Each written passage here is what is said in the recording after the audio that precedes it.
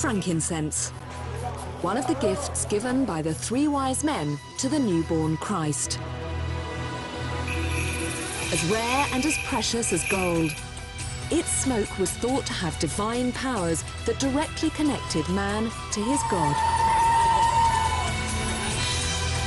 From its source in Oman, an epic trade route was forged across Arabia to the Holy Lands, where it was shipped throughout the ancient world. And along the way, entire civilizations emerged from the desert and prospered.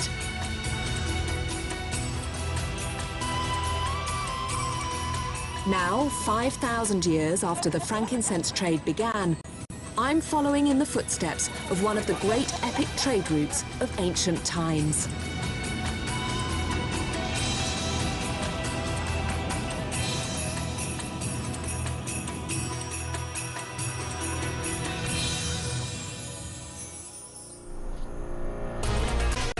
My journey started in the mountains of southern Oman at the very beginning of the ancient frankincense route.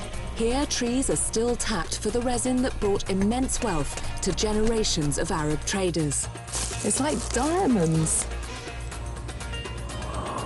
After walking nearly 700 miles across Oman and Yemen, the ancient traders walked north with their camels along the entire length of Saudi Arabia.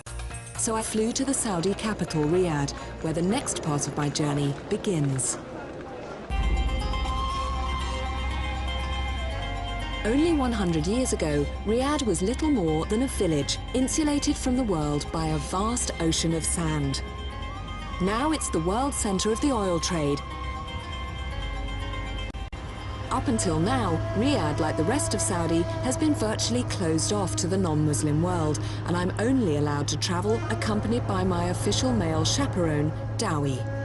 Why has Saudi Arabia decided to be more open now? What Saudi Arabia going to do? They want to change the idea about Islam, about life here. So everybody is welcome to come here and see Saudi Arabia, Saudi people, and our history.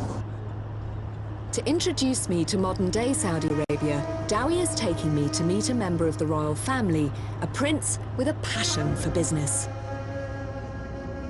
And this is his office. He owns the entire building, and from here runs an empire that has made him the richest man in the kingdom. So this is the entrance to the Kingdom Tower. Can't really see much from the car. It's a staggering building, though. When demand for frankincense was at its height, those trading it became immensely wealthy. Today, I'm meeting a modern-day equivalent, but instead of trading frankincense, he's trading on the stock market. One of the big problems about getting this invitation, which is great to meet Saudi's richest and one of the most influential men in the world, but what do you bring him as a gift? So do you think this is going to be all right as a gift? It's got frankincense inside it. Ears popping. Thank you. Hello. I'm fine, thank you very much. It's an amazing building, but an even more amazing office. Yeah, it is, actually. Please have a seat. Okay, thank you.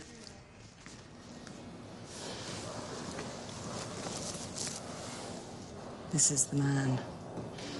And he owns large chunks of all those companies. And even me, with my minimal business brain, has heard of most of those. From the Corporate Communications Department. I'm the deputy to... Very nice to meet you. Very well. I'm Welcome. feeling a little overwhelmed, I have to say. Yes, that's how I felt when I first came here, but every morning as well. Well, it's everything, the scale of everything, but also all of you are so glamorous, and I'm feeling a little bit kind of underdressed. Well, you can take your abaya off if you like, yes? And finally, I meet His Royal Highness Prince Al Walid bin Talal. Gosh, there's more cameras in here than there are outside. Hello. So to you, His Royal Highness Prince Al Walid, this is Kate Humble. Your Royal Highness, very nice to meet you. Thank you. Thank you very much. My every action is being recorded by Prince Al Walid's personal TV crew, which documents every minute of his public life. Can I, before we start, can I give you this? Yes, thank you. Inside there is some frankincense that we collected in Oman. Thank you. Oman, huh? I believe you're the grandson of the founder of Saudi Arabia, is that right? Yes. King Abdulaziz, yes. I'm amazed that you bother to work. I think every person has to work. It's part of our religion, part of our ethics, part of our habits is to work. I mean, every person has to work and produce. You've amassed a huge fortune. Are you the richest man in the world? No? No. Not quite? No, I'm among those, thanks God. You're among them. Yeah. Is there such a thing as too much money? Well, you know, really, it's, you know, once you go beyond a stage, it really becomes academic because there is only so much you can do with the wealth. But more importantly is how you can apply your wealth to help society and plow back part of it to the system and advance certain causes that you believe in. Ah, yes. The meeting over, I'm unexpectedly asked to join the prince for the evening. What? He has a full-time staff of bodyguards and a convoy of vehicles that accompany him wherever he goes. I've been told we're going to head to the desert to attend a tribal gathering. I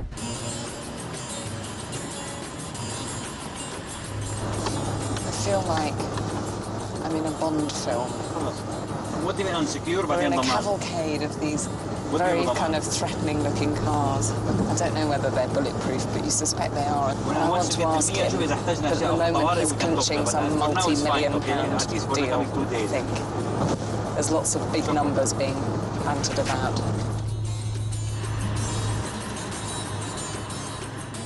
And are you constantly looking for new companies to invest in? Oh, yes. Always looking, especially in these days, good opportunities. Do you work very much on your own instincts? I have to involve the investment committee. Yeah. And I like second opinion, always. Yeah. And I always tell my people working with me, you, in your particular position, you have to be better than me. It turns out the prince was completing a deal to refinance America's biggest bank, Citibank. Then I travel 2 hours through the night until we're deep into the Saudi Arabian desert.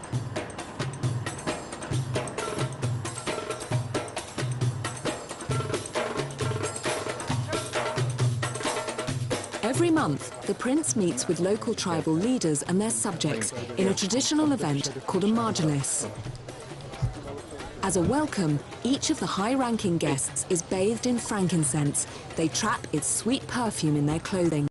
Close to 1,000 tribesmen wait patiently in the background. It's custom for Arab leaders to give money to their people. Tonight, the prince will give away many hundreds of thousands of dollars of his personal fortune. This is very unique to the Gulf region, and even more unique to Saudi Arabia. This tradition has been going on for, I would say, really since long time. Okay. It's part of the interaction between the members of the royal family and their subjects. Right. It's not obligatory, but I like to do it because it's part of my culture, part of me living in the Saudi society.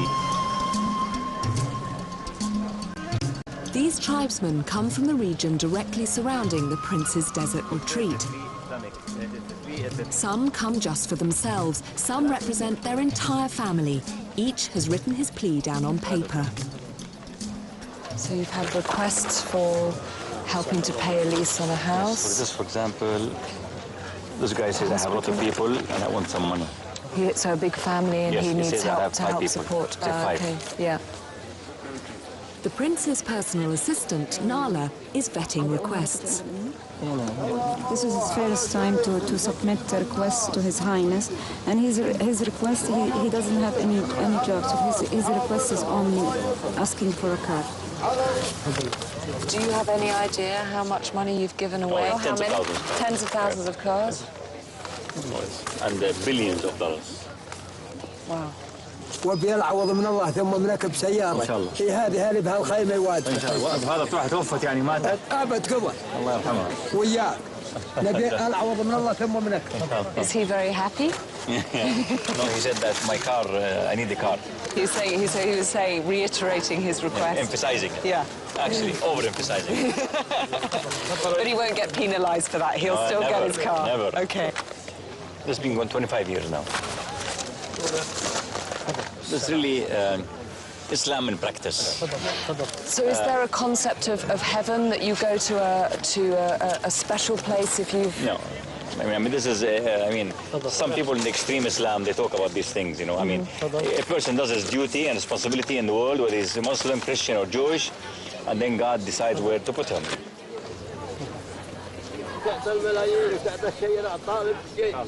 With requests still coming thick and fast, I leave the prince to it. Tomorrow, I head south to rejoin the frankincense trail.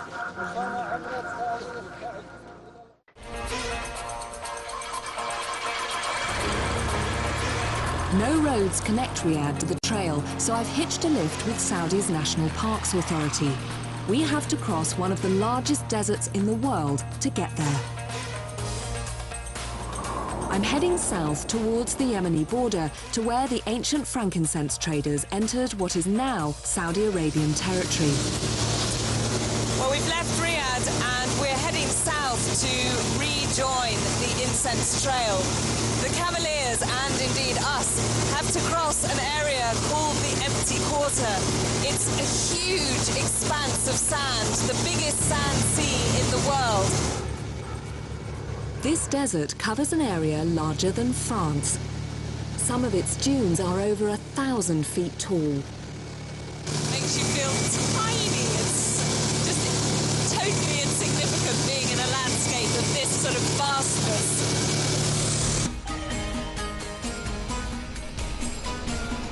Crossing this huge desert takes 4 hours by plane.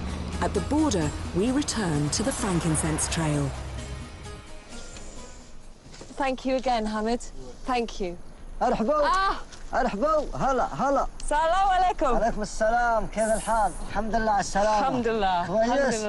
Abu Ali is the head park ranger of this immense territory. It was wonderful. A Bedouin tribal leader, he and his 30 park rangers patrol Saudi Arabia's border with Yemen.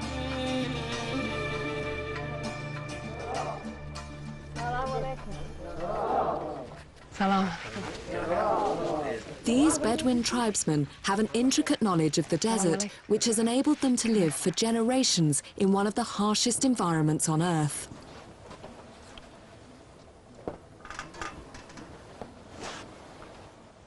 Oh, I'm really back on the incense trail.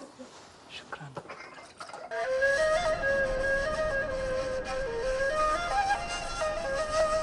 It took the original traders 2 weeks to cross this wilderness, and it was one of their greatest challenges.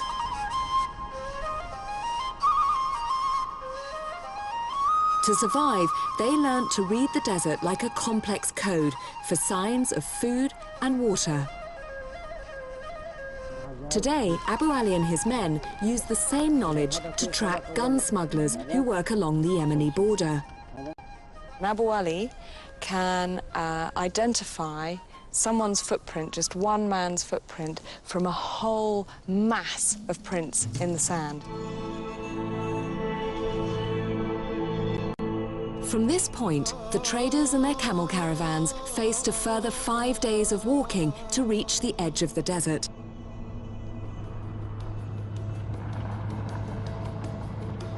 Beyond the dunes was welcome respite from the barren wilderness, a city built on the profits of the frankincense trade. Known today as Old Najran, these are its ruins. I'll go and explore. Yes, See you in a bit. enjoy. This would have been the gates to the old city, and 1,500 years ago, any of the cameleers who reached this point must have done so with a huge sense of relief, because they'd just completed the toughest, most unforgiving section of the route, and to get here must have felt like arriving at nirvana. In front of us, all these buildings here would have been the homes of rich merchants. The streets would have been cool and shady, full of tradesmen and markets, all cashing in on those giant camel caravans from the south.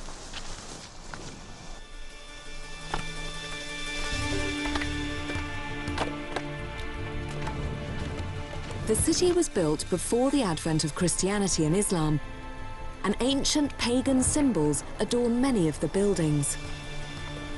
Its strategic position on the frankincense trail made it a target for religious missionaries and for raiders.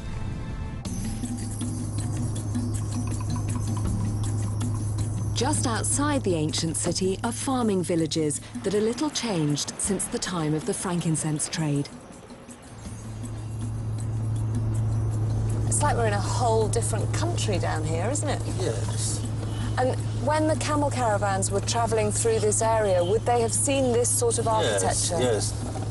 They're a great shape, aren't they? This sort of tall tower. It wasn't long before the caravans faced another great natural barrier. Not sand this time, but rock.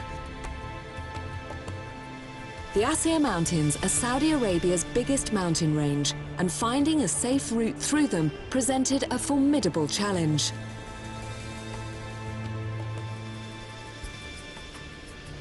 To get a bird's-eye view of the sheer scale of the mountains, I'm taking to the skies with the most qualified pilot in Saudi Arabia. Prince Sultan bin Salman bin Abdulaziz was the first Arab, the first Muslim, and the first member of royalty in space. In 1985, he was part of a mission on board the US space shuttle Discovery, so I should feel safe with him.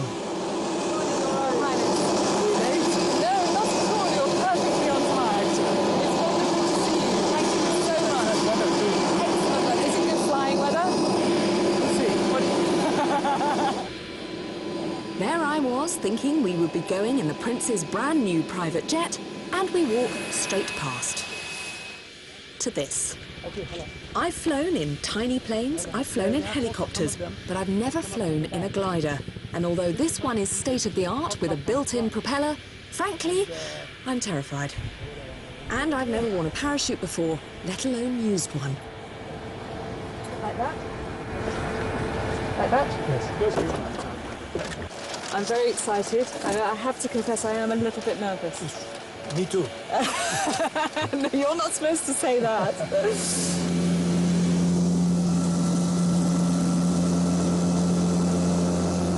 Wow, we're up. That's amazing.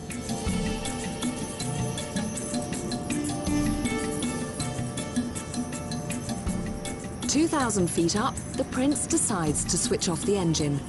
It's like magic. Just off for a second and see. No noise.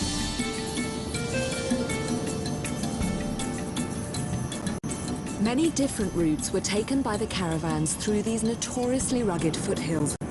In fact, the Asir Mountains may well have been given their name by the frankincense traders, because Asir is the Arabic word for difficult.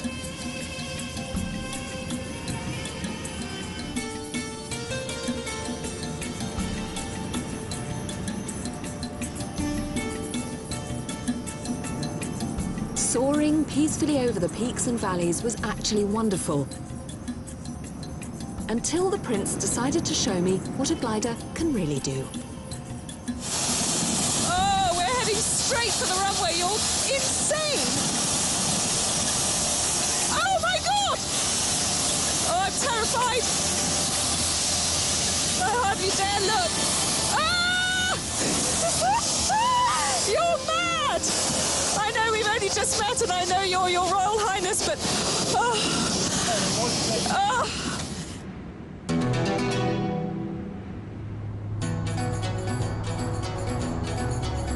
The way that we are going. Back on the ground and very much relieved, I'm travelling with Dowie to meet a remote tribe of people who know every route through this vast maze of rock. To find them, we have to drive deep into what was once forbidden territory.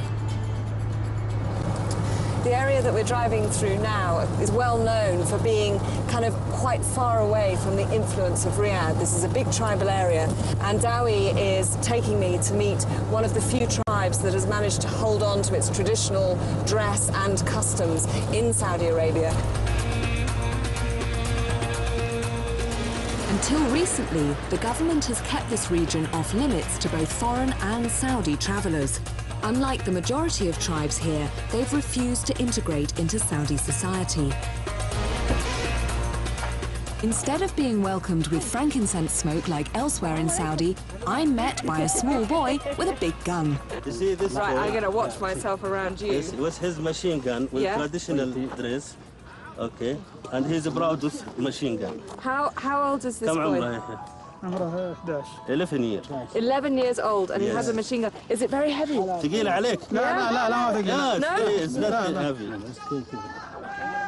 And then the rest of the men arrive with a song and a dance and more guns.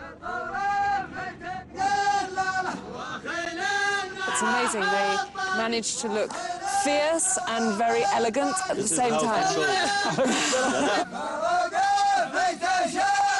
Despite being armed to the teeth, they wear flowers in their hair and are known as the Flower Men. In return for their welcome dance, I offer them some of my frankincense. So this is from Oman. You use this? هذا من عمان جايبينه طازج. Which instead of burning, they decide to eat. خذوا منها يا جماعة يلا. خذوا منها. You eat with them, Kate. I'm going to eat it. I don't like it. I think it tastes like soap. Taste it. It tastes like soap. Where does the tradition of the flowers come from? آلاف السنين. Thousands of years, about more than 2,000-3,000 years, when they still start living in the mountains area, they found this dress suitable for mountains. It's about every week or every 10 days, when they smell gun, they change it with a new one. Ah, okay, so it's all about the perfume. Yes. It's all about the It's smell. all about the smell and perfume. You want to give this one as a gift. Oh. Yes, so you can use it, since we are in Flowerman area. My head's a little bit smaller than yours. How does that look? It's beautiful. It's good? Number one? So you are a flower woman now.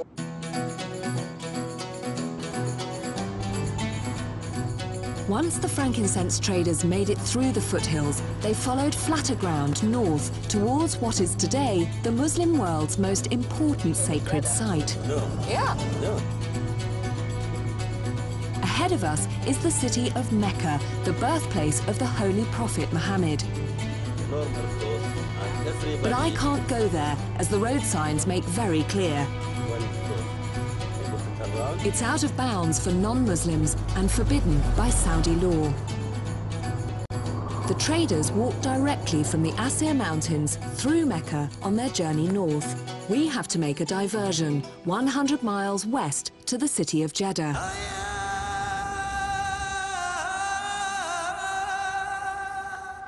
This is where Muslims from all over the world arrive to make the pilgrimage to Mecca, known as the Hajj. It's a spiritual journey which all able-bodied Muslims are required to make at least once in their lifetime.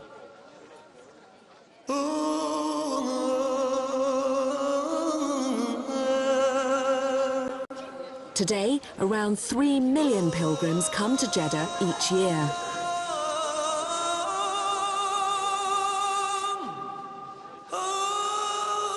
After frankincense and before oil, the Hajj was the economic backbone of the whole country. Local historian, known as Engineer Sammy, tells me how pilgrims made Jeddah a trade centre.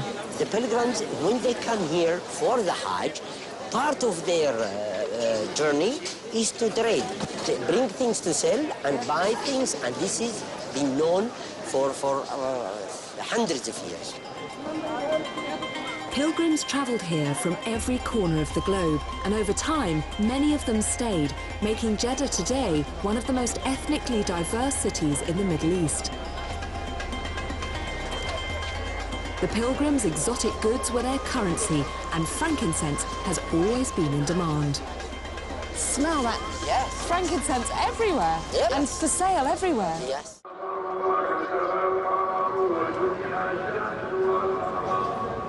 As sunset approaches, Sammy wants me to experience Jeddah's unique call to prayer. Wow. What timing! From every direction. 36 mosques in 1 square kilometer. And it's been calling for 1,400 years. Oh, it's beautiful. And it is the same word from the time of the Prophet. And look, people closing their shops, and everybody's going to pray. Just magical. Thank you. Very welcome. It's such an incredible sight and sound that I find myself completely overcome. Despite being the gateway to Mecca, Jeddah has a reputation of being the most liberal of Saudi's cities. But still, with no bars or nightclubs, no concerts or cinemas, and men and women banned from mingling, what do young Saudis do to have fun?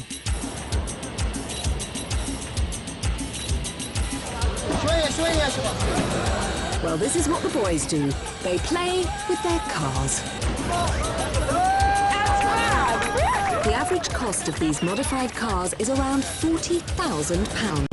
It's a price that most of these guys who are students can afford. The government pays them a salary to go to university.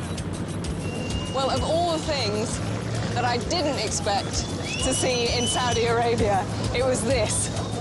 This is Pimp My Ride Jeddah style. It's absolutely mad. There's probably, I don't know, a few hundred people here, and these just extraordinary cars everywhere. And it's like a kind of fairground and a freak show, but for automobiles. This is so mad. Can I go in and just rent it? Okay. Is it all right? Yeah. Can I? Move out of the way, guys. This is a girl driving. You've no idea how dangerous this is. Is the handbrake on? Oh, my goodness. I've probably burnt up half the Saudi oil field, and that is amazing. Can I see this one? Because it just looks mad. This car has the strongest hydraulic system in the whole kingdom, maybe in the whole Middle East. Really? So everything is about hydraulics? Yes, everything. Although these cars are built to attract attention, sadly the boys don't have much chance to impress the girls. The authorities don't let these cars out on public roads. They're confined to car parks like this one. So great. I am, I'm terrified. Just a few blocks away, some of Jeddah's girls are having their own fun. But what seems like an innocent game of basketball is actually a risky political statement. Powerful religious clerics have banned girls playing sport in public, deeming it un-Islamic. These students and housewives play their basketball on private property, but despite that, they still risk being arrested. And Dowie isn't happy about them playing either. Now then. What does that look mean? I don't know. What's the problem? It's the first time I saw this thing. First time you've seen women playing sport? Yes. Any sport at all? Any sport at all.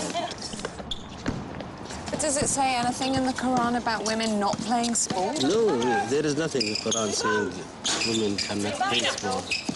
If they are only women, that I will accept it. But when there is a man, I cannot accept it. Mina started the club 2 years ago with 6 members. Today, there are more than 100. They are one of 7 teams in a women's basketball league in Jeddah. For a lot of women in Saudi Arabia, this is very unusual and not acceptable in some cultures within Saudi Arabia. It is a tribal belief, and hopefully that will start changing with globalization, the world being a global village.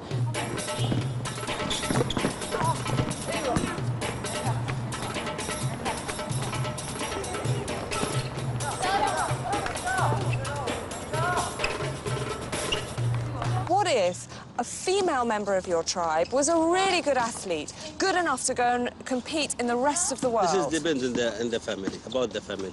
If the family accept, yeah, why not? Would you accept? No.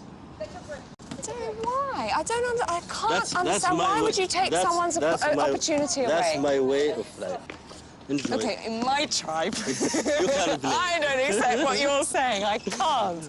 I cannot cannot understand, and I'm sorry because you've been an amazing host to me in this country and it's your country, but that makes no sense. None.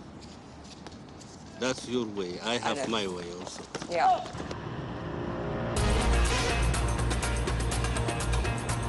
The next morning, we leave Jeddah. And I have more annoying questions for Dowie. You know what I don't understand? What? I don't understand why women are not allowed to drive in Saudi Arabia. It's not about Islam, about government, no. It's about traditional way. It's a traditional thing. Yes. So as if you were married, you wouldn't let your wife drive? No. At all? At all. Ever? Ever. So what does she do in an emergency? You call taxi or call one of the relatives. You've got to wait and your child's choking or something and you've got to wait for a flipping taxi. I mean, we all know how long that takes. They never turn up when it's just 5 minutes. About 5 minutes, everything is solved here. I shouldn't be surprised. Since the time of the frankincense traders, women haven't been allowed to drive camels here either. Camels were once the most important assets of the desert tribes because their lives depended on them, and their welfare was traditionally the full-time occupation of men.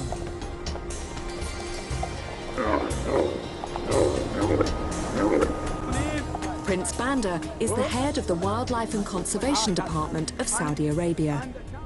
At the time we were poor and we were living in the desert, life itself was camels. Right. We made our clothes from their fur. Yeah. We made our tents from their fur.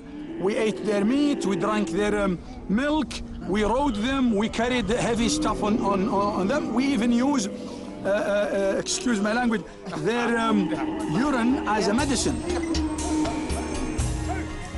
Today, while the Saudis no longer depend on them, they're still very much in love with their camels.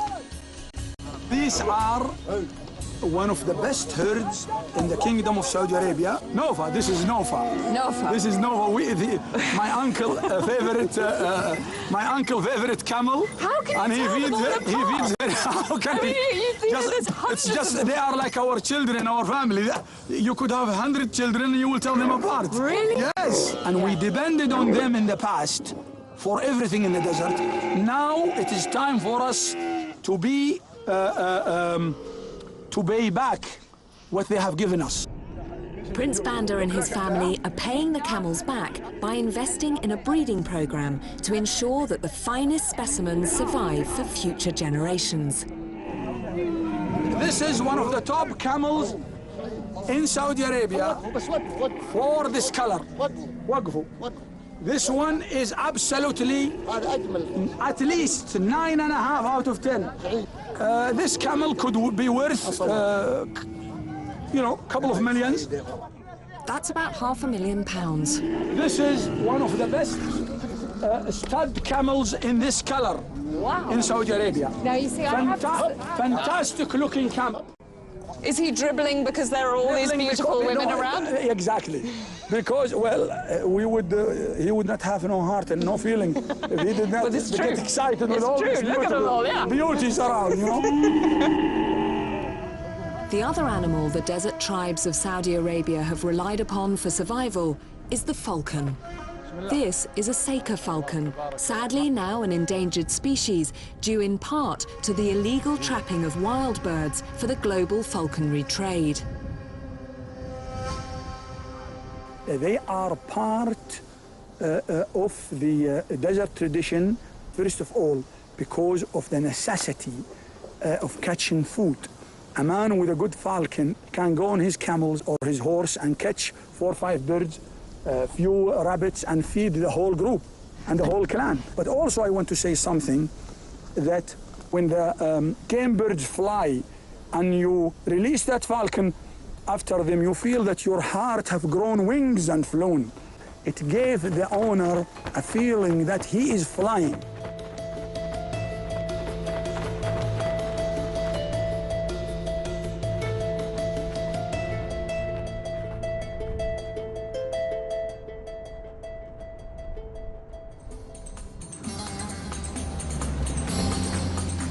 Travelling north from Mecca, the traders entered the most tightly controlled territory of their route.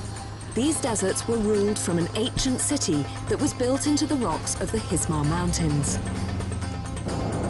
It's easy to think that a journey through the Arabian Peninsula would be, well, quite boring, really, as far as landscapes are concerned anyway, that it would just be lots of flat desert and sand.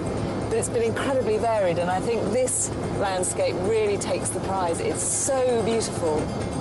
It's like a giant natural sculpture park.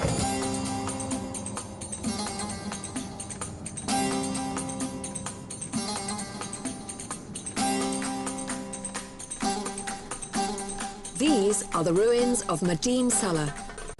The people who lived here ensured the safe passage of the trade caravans in return for large taxes, which made them exceedingly wealthy.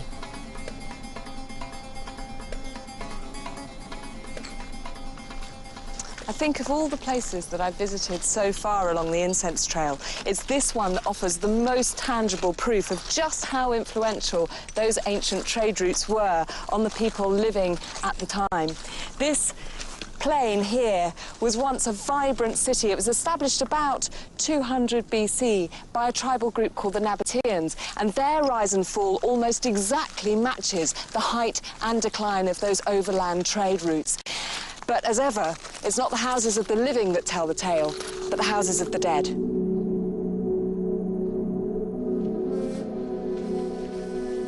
All that remains of the great city are 131 private tombs, each of them hand-carved out of solid rock.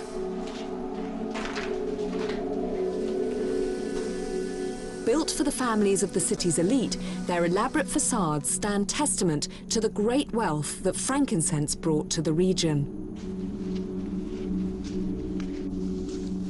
When archaeologists first started working here, this room was absolutely full of stands, and none of these stone benches were visible. But it's believed that this was some sort of meeting house, somewhere that important members of the town would meet to discuss affairs of state, or probably religious issues as well, because this entrance down here, which is staggering, this natural break in the rock, led to the most holy area of the city. And along the walls, you can see these little niches carved out, little places for the local deities. And there's centuries of inscriptions and graffiti, some in Aramaic, some in modern-day Arabic, charting the journeys that thousands and thousands of people must have taken through here. And just imagine, you've come on your caravan all the way from Oman, and all you want to do is thank your gods for your safe passage thus far, and to pray that you'll be able to continue your journey unharmed and get lots of money for those precious goods that you were carrying. And what I love about this place is it may have been a religious centre for the Nabateans, but they were incredibly democratic, and they knew that the people that came here, that had brought them their wealth, would also want to worship their gods. So what they did here was the niche in the rock there, you can see, is empty. And what they could do is bring their own little deities, put them in that niche and worship them, which is just, I think, the most lovely idea, that anyone could come here and it would be meaningful to them. And what a place to worship.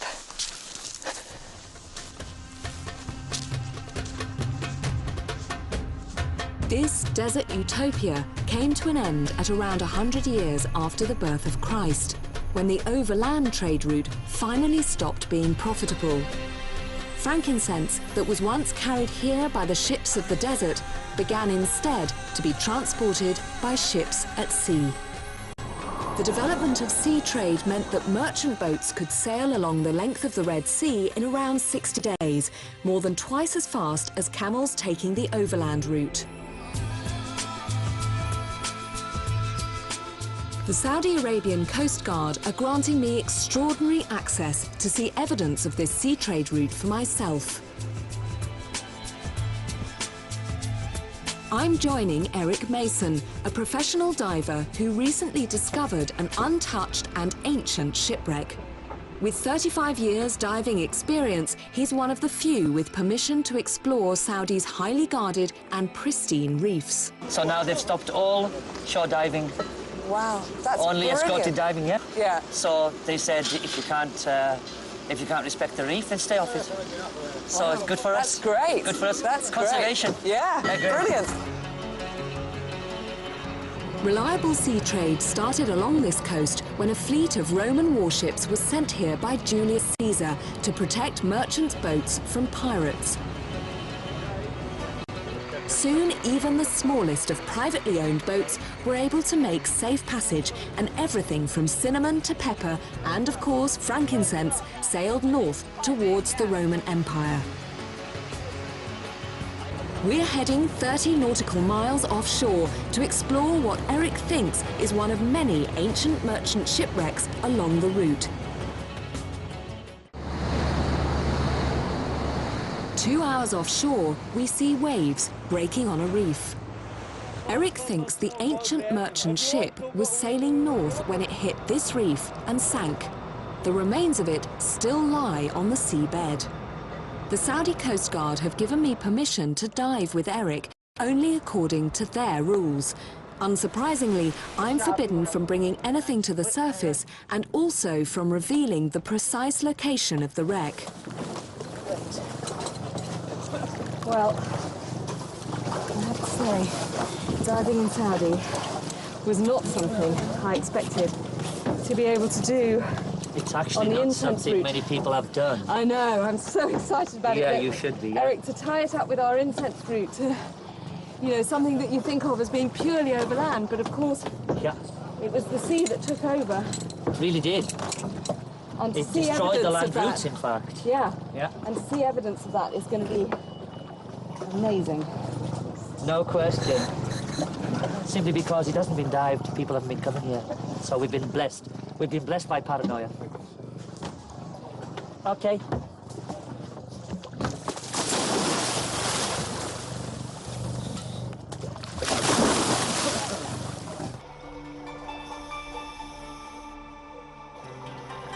And then we enter another world and another time. 15 meters below us, in crystal clear waters, lies the skeleton of the shipwreck.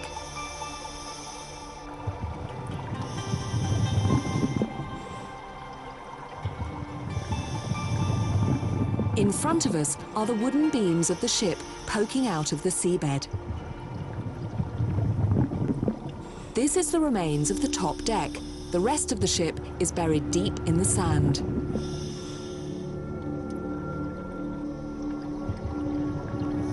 Terracotta jugs are scattered everywhere, many almost completely intact.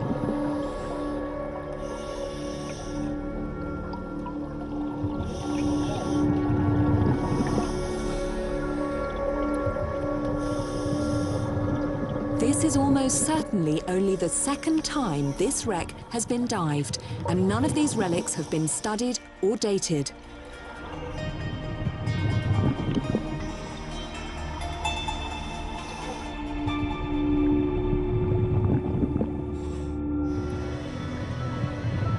Then, amazingly, Eric finds what appears to be an incense burner.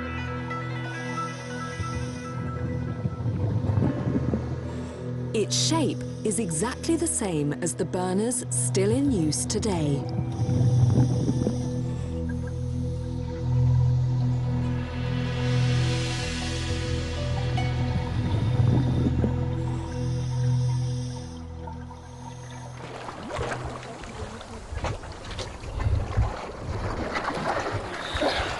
Was it what you expected? Oh, better. Oh. It was amazing. Good. I can't believe we saw an incense burner 20 meters below the Red Sea. Yeah, it's beautiful, yeah. Do you think To dive an untouched wreck is a unique experience, and one I shall never forget. Today, I felt like an explorer, finding something that has remained hidden for centuries. But then my entire journey through Saudi Arabia has been one of discovery. Some of my preconceptions were right, many more were wrong.